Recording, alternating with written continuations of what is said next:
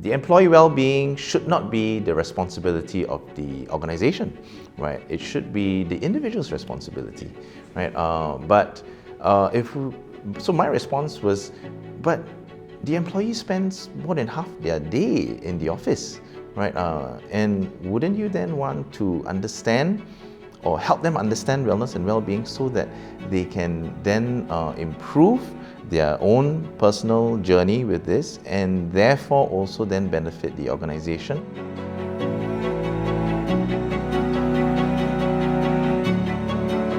Wellness and well-being. Is it a responsibility of the organization or the individual? Join me as I talk with Alex Lowe about wellness and well-being at the workplace.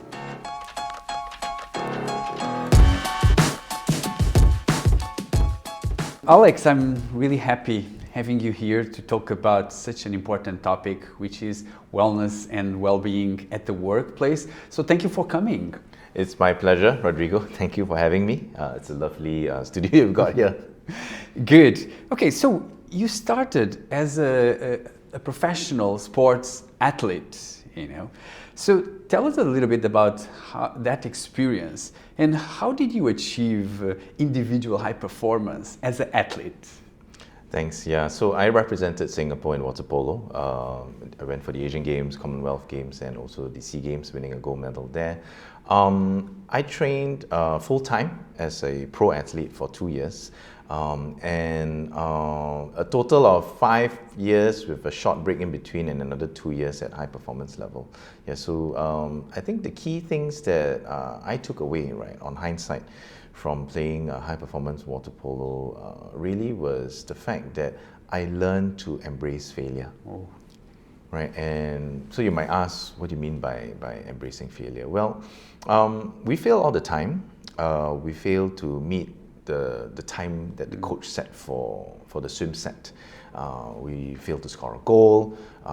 We fail by a split second to prevent the scoring of a goal from the opponent. We made a bad pass and therefore our teammate couldn't score a goal, right, or didn't manage to defend well enough. Right, so all of these little failures that happen during training, during the game, during competition, then helps us become a bit more resilient with every next failure that we have. And it definitely helps to build the mental toughness, right? So with that mental toughness as well, the contributing factors would be having the confidence to keep going on, right? And to be positive that the next time that I do it, perhaps it's going to be better, right? But of course, we're always thinking about it, right? You don't expect to fail at something, not do anything about it, and the next time you attempt, you expect that it's going to be all right, right? So we're always thinking about how we can do better. We're always thinking about how we can prevent the failure that we experienced the day before, the week before, the month before. Yeah. Well, so it looks like to succeed as a professional athlete at high performance, it looks like the way you deal with failure, it's very important for the success at an athlete at high level, right? Very good. And then after that, you became a coach, a sports coach. What have you learned from that experience as a sports coach? Yeah, so after playing professionally, high performance water polo, I moved into education, right? And moving into education, one of the things that I did was also to coach sports teams, and I was coaching youth water polo teams. What I realized was that I enjoyed developing individuals. I enjoyed identifying what individuals were good at doing, so their talents and their strengths. But what was even more powerful was that so an individual has a basket of skills and talents, but if you put 15 different individuals of different baskets of skill sets, then it's going to be a very, very formidable team. Right? So that's what I really enjoyed doing, and everybody is a unique character. It's not just the skill sets. Everyone thinks differently. Everyone has different emotions that they need to deal with. And some of these teams were female teams. So dealing with the males as well as the females were also very different sets of challenges. Right? So that really was an eye-opening experience for me, and I learned, right? So I was an ex-player at High Performance, but I wasn't a coach. So it's very different being a player and being a coach. But having been a player puts me in a better position to be able to coach, because then I identify myself at having been in these different situations and what would be a good way or the best way out of it. Yeah. So that's super interesting. And how did these two experiences help you then after in your business life? Because you were the general manager, for example, for a hotel. How did it help you with your teams later? Yeah, good question there, right? So I think with managing high performance teams, whether it is in a sport team or whether it's in corporate culture, it's about identifying the vision and the alignment of all individuals in the group or in the team, right? And it's also about how that camaraderie can be established. And having the empathy towards each different individual, right? I think it's important. Yes, we have a goal. Yes, we have a vision. But if we are not empathetic towards each unique individual in the team, then it's going to be very difficult for us to be able to move together, right? So if you're looking at it as a dragon boat, right, where we are all rowing forward, right? So if one side is not rowing as hard as the other side, you're going to be moving around in circles and you're not going to be moving forward. Good. So, wow, what a great beginning, Alex. So we spoke about the importance of handling failure, handling our emotions, and also as a sports coach, you understood that everyone is different, has their own set of skills, and how can you bring all that as a team so that the strengths play each other and you can build a high performance team. Really good. I think that was a great intro. And now I would like to know more about what's your purpose?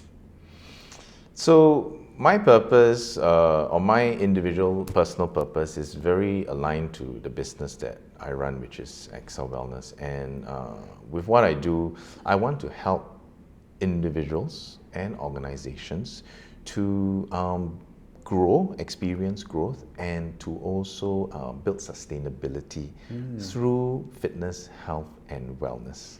Yeah, this is my personal purpose.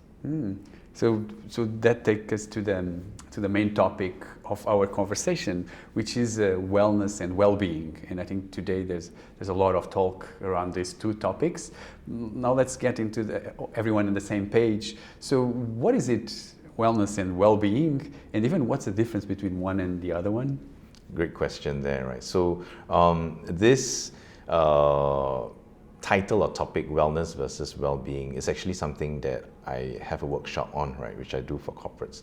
And many people are putting the two together when actually they don't exactly mean the same thing, right? So a simple definition of wellness would be any action or activity that actually contributes to our enjoyment to achieve a state of well-being. So if you are in that state of well-being, so to define well-being then is to be in a state of enjoyment, right? But to be in that state of enjoyment, you need to identify what are wellness actions and activities that you enjoy that allow you to be in that state of enjoyment. Yeah, so if people put the two and two together, then they miss the point, right? Because your wellness activities could be very different from mine, but we are both still achieving that state of well-being. And you could have 5 things that help you achieve your state of well-being, but maybe for me it's only one. I see. Yeah. That's very interesting. And so today, why do you think companies should care about wellness and well-being? Well, I think that there are lots of stats out there. There has been a lot of research done that wellness, well-being actually affects the health of the workforce. With the health of the workforce, it then contributes to productivity, how motivated and engaged the employees are. It's also about being present, or the opposite of that is to be absent, right? So a healthy workforce is going to be more present than absent, right? It also helps with talent retention. If an employee is not healthy, not happy, unmotivated, they will want to move to another organization that will give them that level of wellness or well-being. And last of all, it's employer branding, right? So if you were to look at two companies, Company A and Company B, same industry, same tier, paying the same amount, right? The employee would say, okay, which company has a better wellness package or focuses on wellness more for the employee, right? At this current stage in time, I think that's what employees are looking for. They would go for the organization or company that actually provides more for in terms of wellness for the employees. And what do you think companies are struggling today to bring more wellness and well-being to their organizations?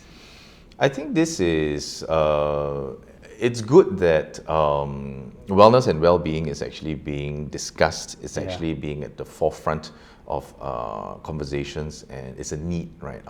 The whole pandemic shifted the focus of corporates and organizations into mental health, and mental well-being and awareness, right? And this then brings us into this whole area of focus, which is actually wellness and well-being, right? So mental health could be a subset of that big umbrella of wellness and well-being. And I think the key area would be education, so awareness. So that needs to definitely be out there a lot more, whether it's through listening to podcasts like this. There is some information that is available on the internet. There are also some service providers out there that are talking about it. So I think that's good.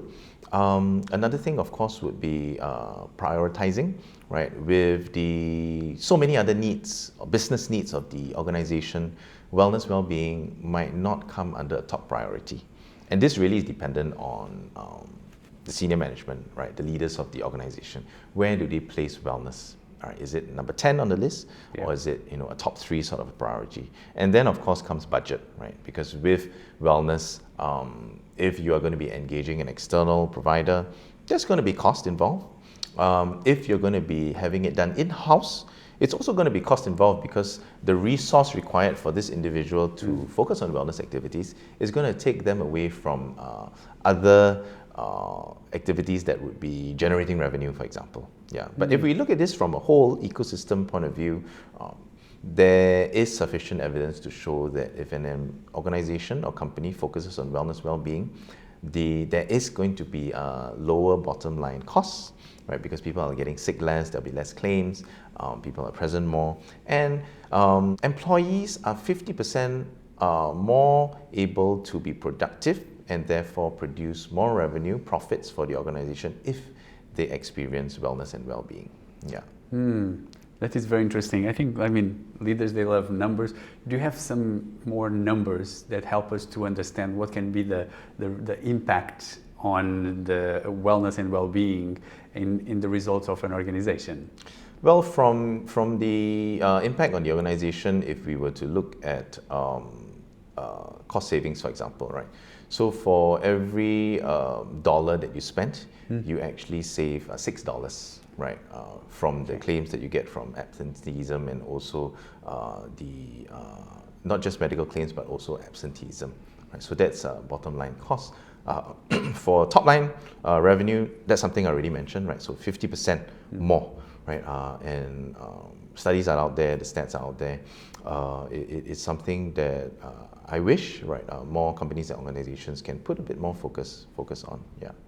So now let's understand the how. How can organizations implement a successfully wellness and well-being in their organizations?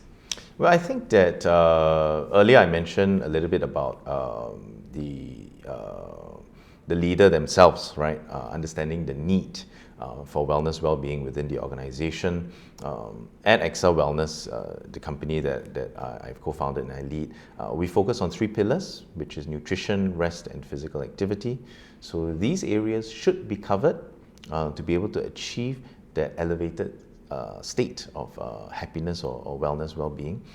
So yeah, that should be, I think, the base in terms of what needs to be done. Of course, to understand what the needs are of the employees, so there must be a needs assessment that is done. What are the areas of wellness or well-being that the employees are looking at, where they feel that that's lagging for them, right? So that's where the organization can provide for that.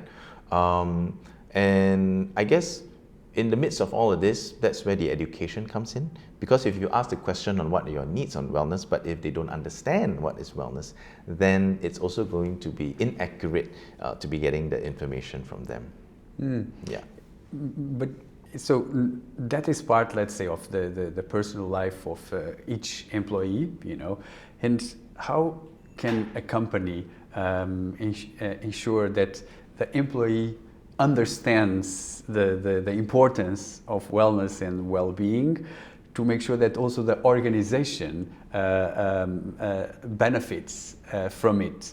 There's here a balance. How do you think companies can do that?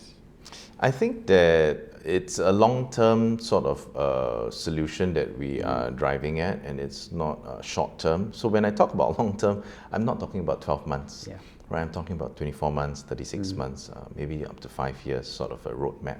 So not to be too myopic in terms of, we do something this month and we expect to see some results the next month, right? So that mindset needs to change. Right, and it really has to be, so very interesting that you asked that question, because just the other day I was having a conversation with someone and they said that the employee well-being should not be the responsibility of the organization, right? It should be the individual's responsibility, right? But so my response was, but the employee spends more than half their day in the office, right?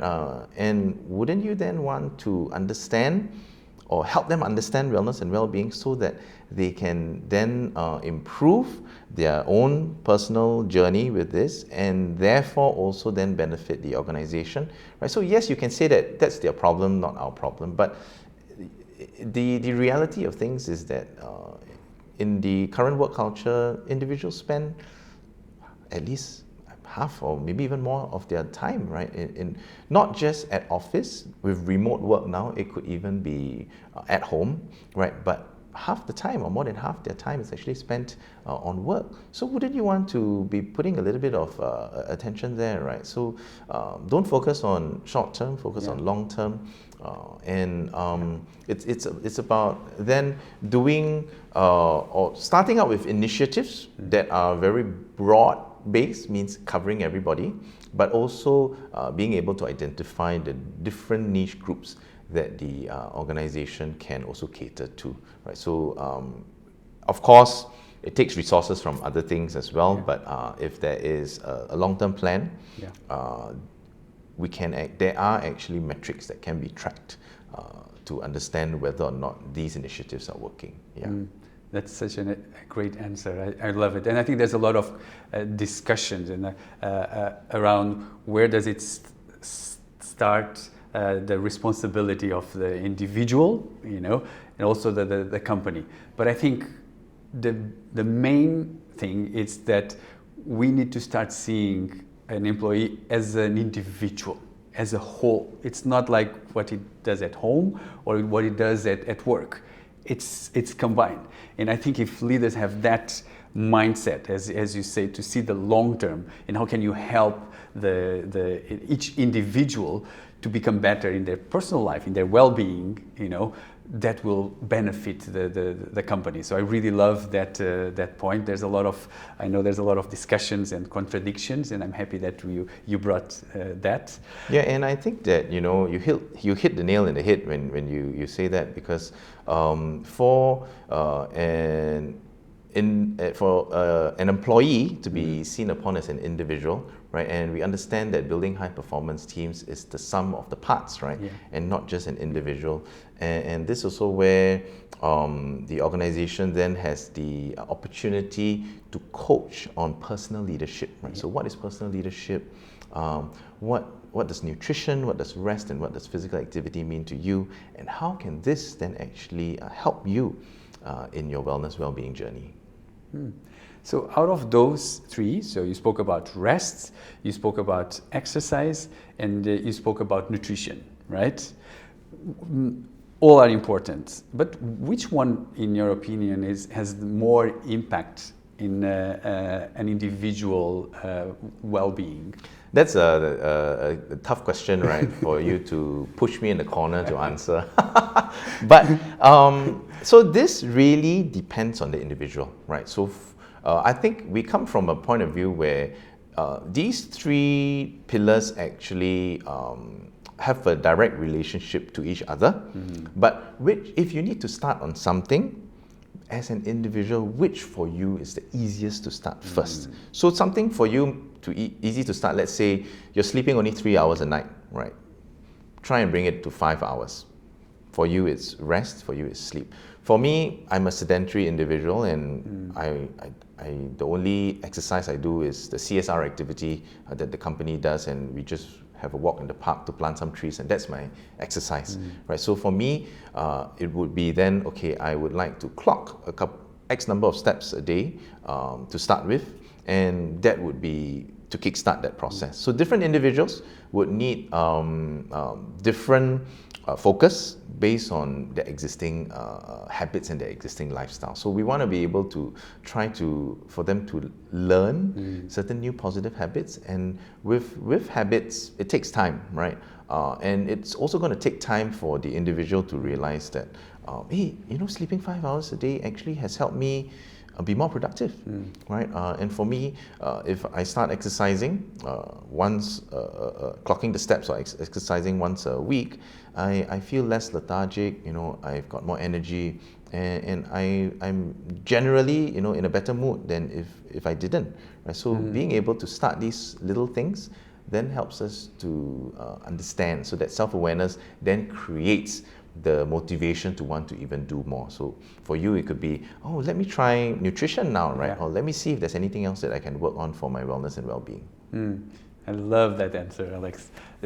So basically what you say, the three of them, they are interlinked, right? And you need to play with that. But at the same time, it's about also to see where they have self-awareness, to see what is easy for me to start, or where is the area that it will help me the most, right? I really, really like that. So we already understood that it's a no-brainer. It impacts bottom line, and also impacts the top line, right? But myself as a CEO, so where do I start? What's your advice? Well, I think that it still goes back to walking the talk, right? So if, as a CEO, we believe that this is something that will benefit the workforce, but am I doing it for myself, right? How do I start these baby steps for myself? If I'm already doing it, then how can I slowly try to have my team or the organization also follow suit, right? It doesn't have to be a big bang sort of activity, right? It could be slowly, subtly infused, but it really depends on the timelines. It really depends on the objectives, and that's where also speaking to someone with a little bit of thought leadership and expert knowledge would be able to advise further. So now maybe you can share with us any success story that you've seen an organization implemented and had good results, so that can inspire some other CEOs. Yeah, thanks for the question, Rodrigo. So we've had different clients that have come through working with us, and some of them are of course still our clients. So if we talk about different individuals, right, that have been through some of the programs, we have had people suddenly through 3 months to 6 months of being engaged with us, lost weight, right? So weight loss, picked up a new habit, picked up a new sport, picked up cycling, right? And with the new activity or with the new sport, then also comes a little bit more focus on what they actually eat at their meal times, right? So different individuals that have really benefited from this. From an organizational point of view, we've had companies that have come to us to say, I want to build a culture of inclusivity, right? And that's where we use wellness and well-being as the enabler, where all these activities are wellness, well-being centric, and the employees actually like it, right? So then, if you were to ask the question at the beginning of when we first started, maybe culture could have been a 5 upon 10 or a 4 upon 10, but at the end of the year, it goes up to a 7 upon 10, 8 upon 10 sort of a rating, because they are spending more time engaged with their colleagues, either virtually or in person, doing things that are not work related. And if you do things that are not work related, you get to know more about each individual, right? So I didn't know that this person was living in the same neighborhood as me. We actually always take the same bus, but now that we've done activities together, that's something that I know, right? And this person is vegan, right? And we thought he was always vegan by choice, but actually, yes, it's by choice, but that's also because his children are allergic to all these other things, and therefore they decided to have this diet specifically for the children, right? So these things you would not normally know just by having pantry talk, or elevator talk with your colleague. So it is powerful, right? And research has also shown that if you have better relations with your colleagues outside of work, or talking about non-work related things, you then actually have a more productive communication channel, right? Department to department, and you get things done a lot better. You're also a lot more motivated and happy at work. Yeah. Well, that's a great example also how you can improve your culture and build stronger relationships through activities of wellness and well-being. Wow, Alex, that's and so... this is directly related to building high performance teams as well, right? Yes. Yeah. Good, Alex, we're coming to the end, and I would like to ask you the last question, which is a lot of people ask you a lot of questions. But what is one question that no one asks you and you would love to answer? Well, I think that, no one has asked this question, and I think it would be good for me to ask on behalf of people ask that question. So the question could be, why are you focused on wellness, well-being, and specifically for the corporate population, right? So no one has asked me that question actually, so that's a great question.